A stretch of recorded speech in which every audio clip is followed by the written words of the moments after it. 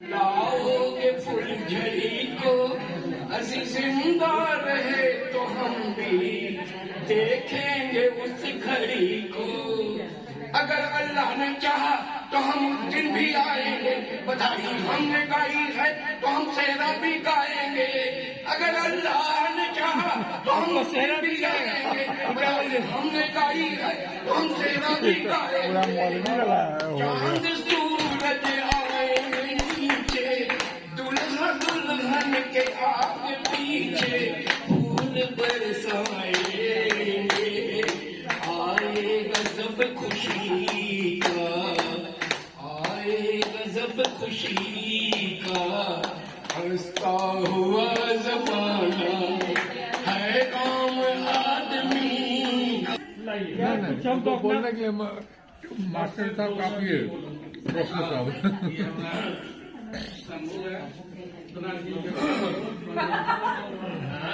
कुछ कहा बस रही है, कुछ कहा बात सही है। यहाँ पे सभागार में जितने भी लोग हैं, मैं समझता हूँ कि विजय का सबसे पुराना दोस्त मैं हूँ। भाभी जी तो विजय के घर में मेरे सामने आई है और भाभी जी की भाभी जी, उनकी शादी में भी मैं शरीक था। ये बात है मेरे ख्याल से 1968 की बात है, या शायद उससे भी पहले की बात हो। हम लोग पटना कॉलेज में पढ़ते थे और दुर्भाग्य से कहिए कि विजय को तो अपनी माता जी का कुछ याद भी है। मेरी माता जी कौन थी मुझे याद नहीं। दोनों उसी तरह के फ्रेंड थे और हम लोग दिन भर साथ बिताते थे। मेरा नाम महेंद्र है और महेंद्र मोहल्ला में ये नाम है। मैं अक्सर इसके घर जाया करता था और ये भी मेरे घर आया करता था। और उस समय पढ़ने पढ़ाने का ये माहौल हुआ करता था कि हमेशा पढ़ाई की बात या खेल की बात, यही दो बातें होती थी। आज की तरह कोई टेक्नोलॉजी एडवांस नहीं था कि कहीं भटकाव होता था। वैसी स्थिति में विजय और हम अशोक राजपथ से प्रैक्टिकल्स के सामान ले आते थे।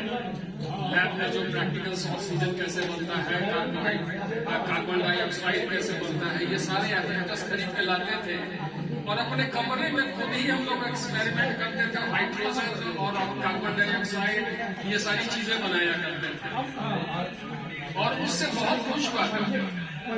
तो विजय और हमारी जो केमिस्ट्री थी वो बहुत अच्छी थी। पकड़ देते थे, शुरू से बड़ा ही जेंटल रहा। और इनके पिताजी अंकल, उनसे भी मेरी मुलाकात है। इनके बड़े भैया, उनकी शादी में भी हम शरीक हुए थे। विजय की शादी मेरे साथ, विजय की शादी भी मेरे साथ ही लगभग हुई है, थोड़ा बहुत आगे पीछे हुए। कमिश्नर क्या थी? तो हम लोग बहुत पुराने दोस्त हैं।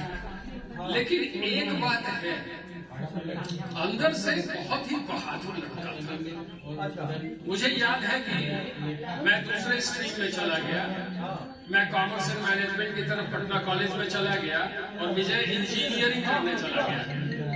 और इंजीनियरिंग करने के बाद जब ये निकला इंजीनियरिंग करके, तो इसने मुझे बताया, उस जमाने में टेलीफोन हुआ करता था, वो भी रेयर घरों में होता था, हर घर में टेलीफोन नहीं होता था। हाँ, लैंडलाइन हुआ करता था। इसने मुझे एक बार चिट्ठी से बताया कि नौकरी ढूंढते ढूंढते मैं तमिलनाडु पहुंच गया और तमिलनाडु के रामेश्वरम या किसी इलाके से, और ये ट्रैवल भी बड़ा अजीब ढंग से करता था। कहीं से ट्रेन पकड़ लिया, कहीं पे इसने बस पकड़ लिया, कोई सवारी न मिला तो ट्रक वाले को हाथ दे दिया, ट्रक पे बैठकर ये आगे निकल गया और इसी तरह वो तमिलनाडु से श्रीलंका पहुंच गया, सिर्फ घूमते घूमते। और पैसे भी बहुत कम इसके जेब में रहते थे और तब भी ये खूब ट्रैवल करता था। और मुझे आश्चर्य होता था कि कैसे अकेले ये घर से बाहर इतना ट्रैवल करता है। और आज जान लीजिए कि पूरे वर्ल्ड में 196 कंट्रीज हैं, जिसमें 40 से ज्यादा देशों को घूम चुका है। और आज भी इसकी यायावरी की वो ताकत है कि अगर इसको कहा जाए अभी कि चलो स्विट्जरलैंड चलना है या अफ्रीका चलना है तो चलो तो तैयार। ये इसकी सबसे बड़ी खूबी थी। और मैं एक बात बताता हूँ कि जब हम लोग मैट्रिकुलेशन पास किए होंगे या इंटर में पढ़ते होंगे, इनमें तो खूबी है ही, लेकिन इनसे अधिक खूबी भाभी में है। अगर इनका सहयोग नहीं मिलता तो भैया 40 कंट्री क्या पटना का मोहल्ला भी ठीक से नहीं घूम पाए। जबकि भाभी जी जो है घर से प्रार्थना करती है और इनकी बहादुरी को देखकर और घर से इनके लिए शुभकामनाएं भेजती रहती है, इसमें कोई शक नहीं है। लेकिन भाभी जी के आने के बहुत पहले से मैं बता रहा हूं कि लगभग 200 कंट्री है वर्ल्ड में, जिसमें 40 से ज्यादा कंट्री ये अकेले घूम चुका है। और इसकी किसी साथी की जरूरत नहीं है। अगर आप साथ आते हैं तो ठीक है, नहीं आते हैं तो भी ठीक है। और हर जगह मस्ती से रोज सुबह शाम इसके वीडियोज हम लोग मोबाइल में देखते हैं। ये इसकी सबसे बड़ी खूबी है। और ये सोचिए कि जब हम लोग 70 में मैट्रिकुलेशन किए थे तो इंटर 72-3 में रहे होंगे। ये 72-3 की बात है। उस समय इसने कहा था कि महल कंप्यूटर हम लोगों को सीख लेना चाहिए। मैंने कहा ये क्या होता है कंप्यूटर और कैसे सीखेंगे? पटना तो एक गांव जैसा हुआ करता था। तो इसने अहमदाबाद से एक प्रोस्पेक्टस लगाया था, उसने हमको उस समय दिखाया। आप सोचिए कि 70s में किसी ने हमको कंप्यूटर का प्रोस्पेक्टस दिखाया था कि ऑनलाइन कोर्स तो उस समय नहीं था, कॉरेस्पॉन्डेंस कोर्स होता था। और उसमें लिखा हुआ था कि अगर आप कंप्यूटर नहीं सीखते हैं तो आने वाले कल में आप इलिटरेट हो जाएंगे। ये तो लिटरेट हो गया, मैं इलिटरेट रह। आज मैं अपने पोते से मोबाइल को कैसे ऑपरेट करना है, बढ़िया से फंक्शन करना है, पूछना पड़ता है। तो वो बात आज सच हो रही है। तो इसमें बहुत सारी खूबियां हैं। एक भी बुरी आदत मैंने नहीं देखी।